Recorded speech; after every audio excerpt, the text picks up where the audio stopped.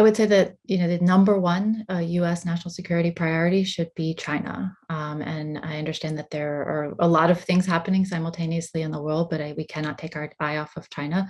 China's increased aggression and threats of invading Taiwan within a very short time frame are very concerning, and it should be our number one threat. As the vice chair of the Armed Services Committee, I've really been attempting to focus and shift our resources to ensure that we can have the preponderance of resources to the Navy and the Air Force to be able to provide a credible deterrent with regards to China. And I also have called for a shift in the United States policy. I think that the policy of strategic ambiguity that we've held for decades is no longer sufficient.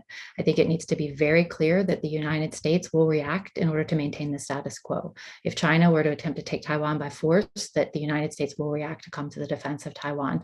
Our allies are participating very closely as well with us in the Pacific. We've seen reinforced commitments of mutual security assistance with the Philippines. The Japanese have very clearly come out and said that any aggression on Taiwan, they would also view as a self-defense issue. And we, as you mentioned with AUKUS, are working very closely with the Australians, the Quad, with India, Japan, Australia, and the United States. The British have deployed an aircraft carrier. We've done operations jointly with them this year. And even just last week, had an exercise with 2 United States aircraft carrier strike groups, along with the JMSCF, the Japanese Navy, and just our continued presence and alliance with our partners in the region, and making sure that, with everything else happening in the world, that we maintain our focus very clearly on the threat from China is really my top priority.